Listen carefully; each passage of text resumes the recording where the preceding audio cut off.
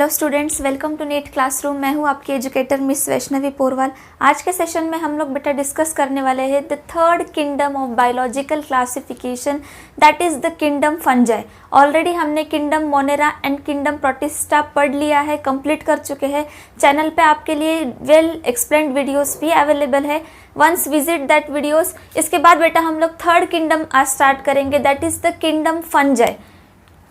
First of all, what do you mean by fungi? Fungi हम सबको पता है, बचपन से हम लोग फूड पे everywhere we have seen the fungi.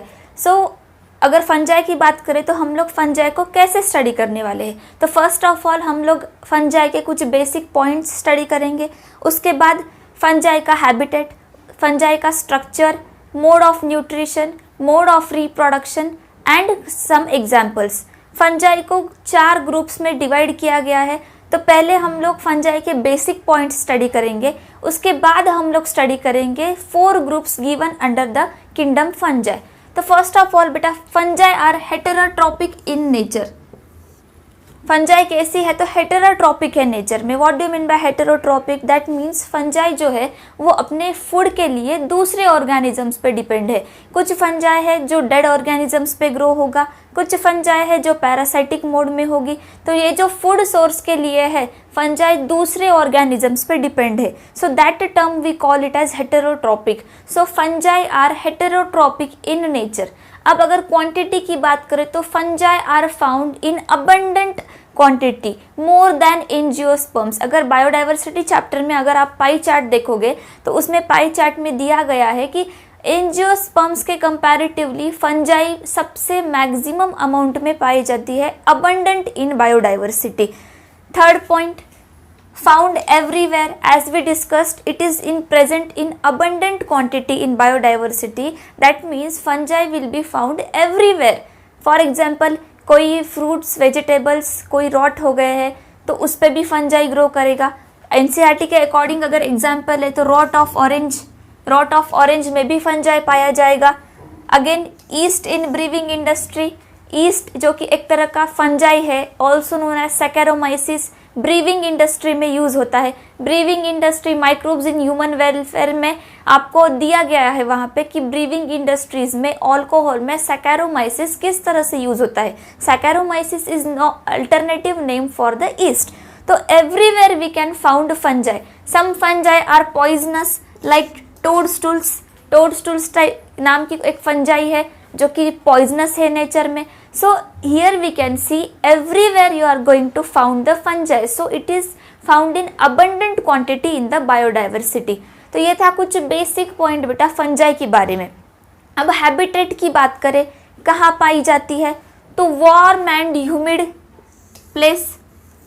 कहाँ पे पाई जाती है फंजाई? मैक्सिमम जहाँ पे वार्म और ह्यूमिड प्लेस हो। What do you mean by warm and humid? कि जहाँ पे मॉइस्चर कंटेंट हो, जहाँ पे वार्म और मॉइस्चर कंटेंट हो, एटमॉस्फेयर में थोड़ा सा मॉइस्चर हो, वहाँ पे फंजाई ग्रो करेगा।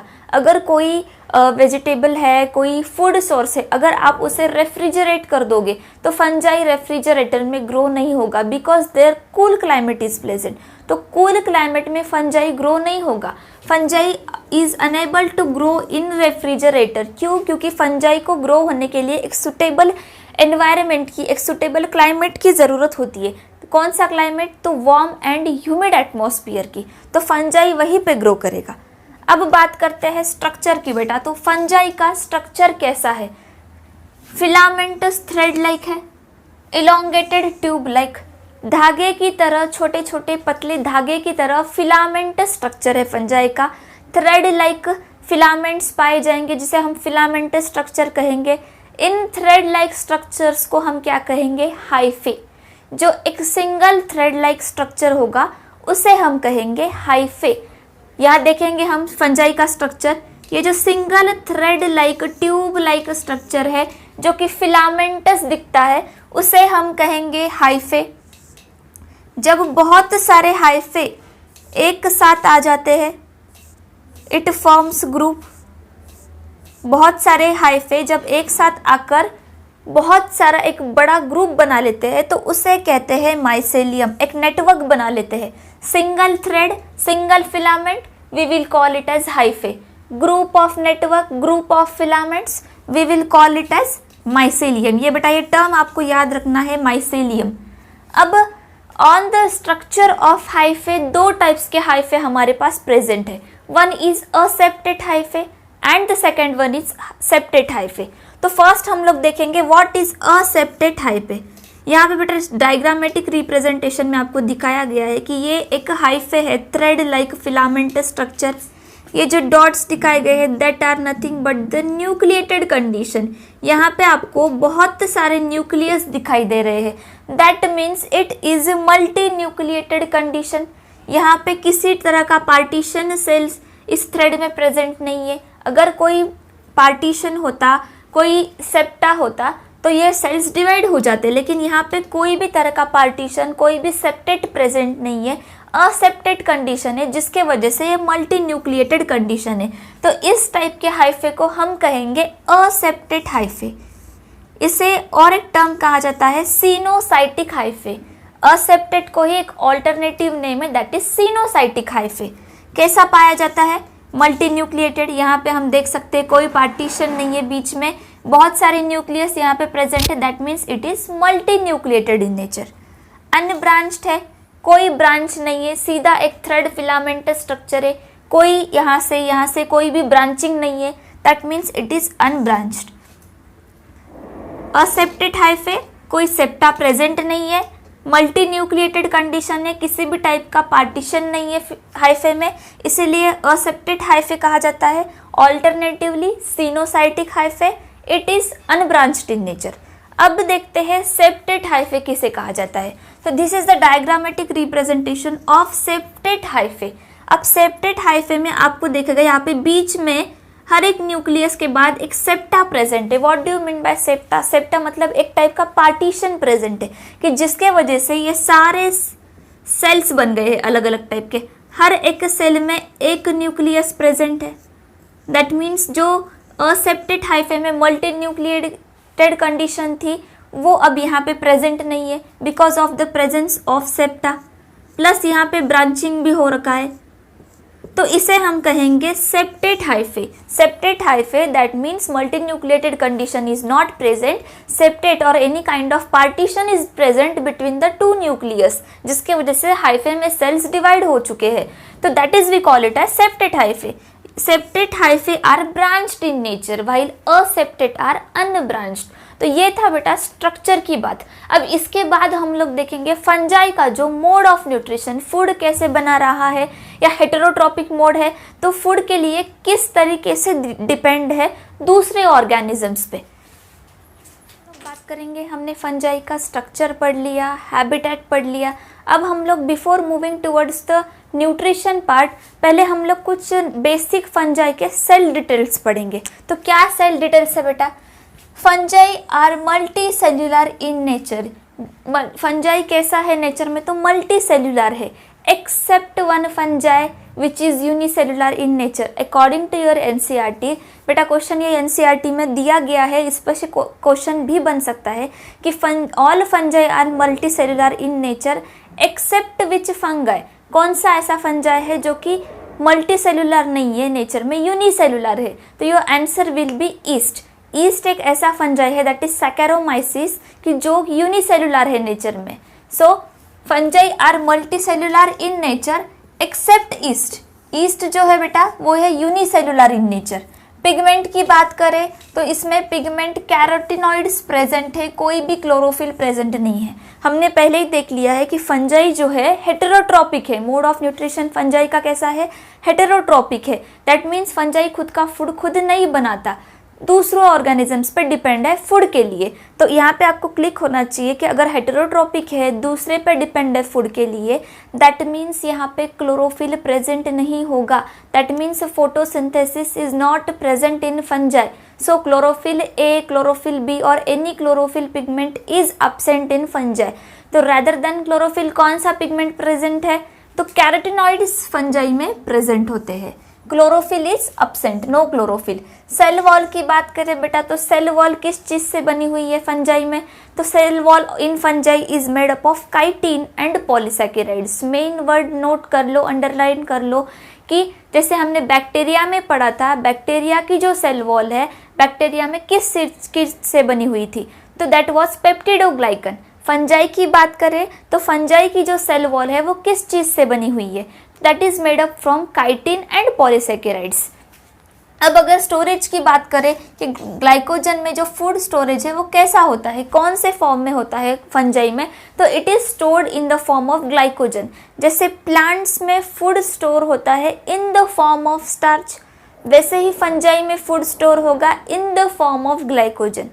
This were the cell details related to the fungi. अब हम लोग बात करेंगे न्यूट्रिशन की, कि फंजाई का जो न्यूट्रिशन है, फूड बनाने का तरीका है या हेटेरोट्रॉपिक मोड ऑफ न्यूट्रिशन है, तो वो कैसा है। तो न्यूट्रिशन की बात करें तो बेटा फंजाई में 3 टाइप्स के न्यूट्रिशन पाए जाते हैं। One is saprophytic, second is parasitic and third is symbiotic. कितने न्यूट्रिशन पाए जाते हैं फंजाई में, तो 3 टाइप्स के nutrition. One is saprophytic, second is parasitic and third one is your symbiotic. सबसे ज़्यादा अगर फंजाई में कौन सा मोड न्यूट्रिशन का पाया जाता है, तो that is the saprophytic nutrition. अगर क्वेश्चन पूछा जाए कि फंजाई में को हेटेरोट्रॉपिक मोड के अंडर कौन सा मोड ऑफ न्यूट्रिशन ज़्यादा पाया जाता है इन अबंडेंट क्वांटिटी, तो your answer will be saprophytic mode of nutrition. First we will study what is saprophytic mode of nutrition. हमने ऑलरेडी सैप्रोफाइटिक मोड पढ़ लिया है कि जब फंजाई हो या कोई भी ऑर्गेनिज्म हो जो डेड ऑर्गेनिज्म पे डिपेंड करेगा, फिर वो डेड ट्री के लीव्स हो या कोई डेड एनिमल हो या कोई भी डेड लिविंग ऑर्गेनिज्म हो जिस पे फंजाई ग्रो करेगा या दूसरा ऑर्गेनिज्म उस पर डिपेंड करेगा, उसे हम कहते हैं saprophytic mode of nutrition. Fungi का भी यहाँ पे सेम है, जो डेड ऑर्गेनिजम्स है, जो या डेड लीव्स है, इस पे फंजाई ग्रो कर रहा है। कैसे, क्या करेगा फंजाई यहाँ पे, तो see here enzyme will be released outside. जैसे हमने स्लाइम माउल्ट्स में पढ़ा था, सेम पैटर्न यहाँ पे हो रहा है। अगर कोई डेड ऑर्गेनिज्म पे फंजाई ग्रो हो रहा है तो फंजाई क्या करेगा, सैप्रोफाइटिक मोड ऑफ न्यूट्रिशन में अलग अलग एंजाइम्स रिलीज करेगा to break down that organism, जो जिसकी वजह से कॉम्प्लेक्स ऑर्गेनिक मटेरियल कन्वर्ट हो जाएगा सिंपल ऑर्गेनिक मटेरियल में।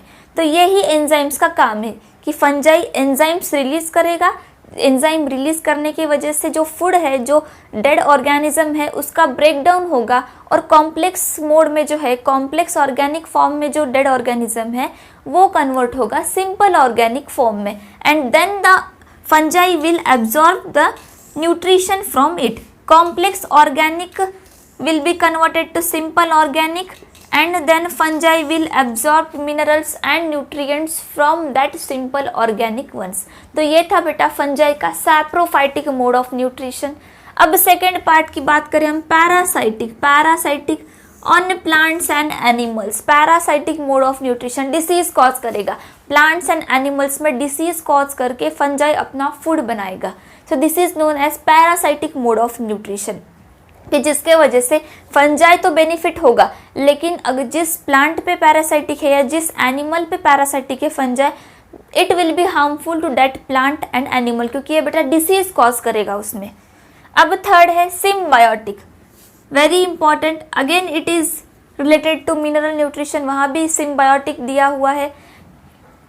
फर्स्ट एग्जाम्पल की बात करें तो सिम्बायोटिक मतलब क्या बेटा, जब फंजाई फूड खुद प्रिपेयर नहीं कर सकता तो फंजाई सामने वाले के साथ या कुछ रूट्स के साथ, कुछ प्लांट मटेरियल के साथ एसोसिएशन करके एक एसोसिएशन बनाएगा कि जिसके वजह से सामने वाले ऑर्गेनिज्म से फंजाई फूड लेगा और इन रिटर्न्स उसे कुछ देगा, मीन्स बोथ आर बेनिफिटेड। सो इसे कहते हैं एक सिम्बायोटिक रिलेशनशिप, जिसमें दोनों को भी बेनिफिट्स हो रहा है। तो अब ऐसा कौन सा एग्जाम्पल है, first is given that is lichen. Lichen is the association of algae and fungi. Lichen दो ऑर्गेनिजम्स का एसोसिएशन है, one is the algae, second is the fungi. Algae क्या कर रहा है यहाँ पे, तो photosynthetic mode of nutrition perform करेगा। एल्गी जो है फंजाई को फूड बना के देगा, इन रिटर्न्स फंजाई यहाँ पे क्या कर रहा है, will absorb minerals and give to fungi, will absorb minerals and give to algae. तो यहाँ पे इसे कहते हैं सिम्बायोटिक मोड ऑफ न्यूट्रिशन। दो ऑर्गेनिज्म एसोसिएशन करेंगे और एक दूसरे को बेनिफिट देंगे। दैट इज एल्गी जो कि फंजाई के लिए फूड प्रिपेयर करेगा, fungi is going to absorb minerals for algae. So इस तरह से फंजाई फूड के लिए डिपेंड है एल्गी पर।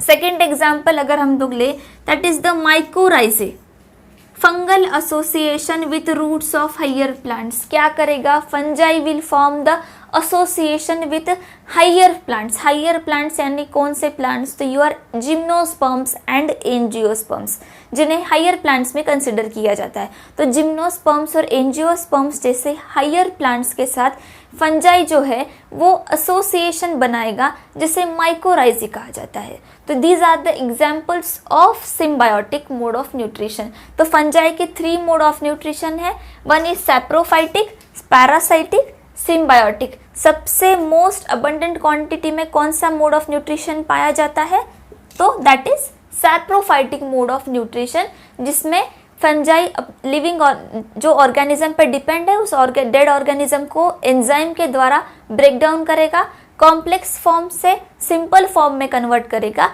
And then will absorb minerals and nutrients from it. अब इसके बाद बेटा हम लोग बात करेंगे रिप्रोडक्शन के बारे में। तो फंजाई में रिप्रोडक्शन कैसे हो रहा है, असेक्सुअल रिप्रोडक्शन कैसे हो रहा है, सेक्सुअल रिप्रोडक्शन कैसे हो रहा है, और ये जो सारे पॉइंट्स है बेटा हम अकॉर्डिंग टू एनसीईआरटी चल रहे हैं। अभी हम लोग कोई भी फंजाई के ग्रुप्स नहीं पढ़ रहे, ये बेसिक फंजाई का हम लोग लाइफ साइकिल लाइफ स्टाइल पढ़ रहे हैं। इसके बाद हम लोग ग्रुप स्टार्ट करेंगे।